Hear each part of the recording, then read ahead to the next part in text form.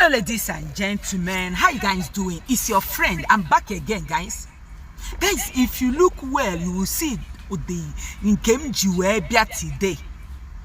Ile anya ofuma ị ga-ahụ na nwanne anyị ka m jiwe bia taa. And aga m ekwu ya loluba anyị. Guys, information reaching on my table is that one night walking na opola from ebende uoji demeria imana nke ikpeazụ a eje n'ikpe nke mbụ je nke abụọ o tinye na akwụkwọ nke izi tinye akwụkwọ nke ịbụọ si ka a grant ya at least ka o si n'ụlọ wee na-abịa maka ihe ọ na-aga through health wise ịghọta. But n'ime ihe ndị a o tire nwe nke a grant goria. So now onye ma na na-egbu egbu ga-abịa nọ, like onye na-amarọ na na-egbu egbu ga-anọ, mana onye ma na ọkụ Jehova ga-eji nwayọ chọrọ root ya na chọwe ya. So nke ikpeazụ a ka anyị nọ na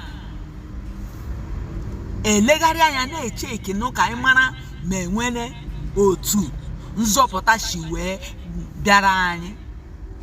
Ọya ka anyị na-ele anya o wee wuru na nwanne anyị nwoke ịma na nke mgbe ikpeazụ ọ complainụrụ maka ihe na-etokasị ala armpit la ihe ndị ọzọ, and na medication ọ na-enweta n'ime that ebe ahụ ọ nọ adịrọ enough good.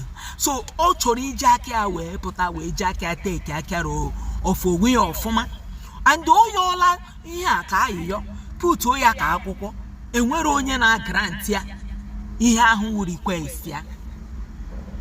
Nwanne mụ na anyị ọ bụrụ na ọnwụ mụ na anyị nọ ebe ahụ ị na-aga through ihe a niile ị na-ayọ nwere onye chọrọ ilebara anyị ihe ahụ anya wụlasịla ndị isi ala ka ihe ya eme.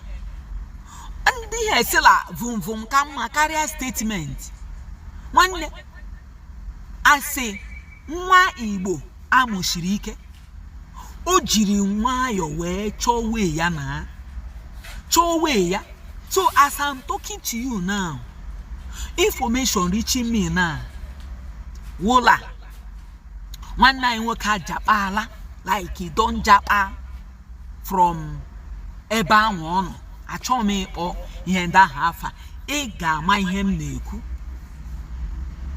So some people are asị na ọ gadi emenwu ihe dị otu ahụ na ọ gadi.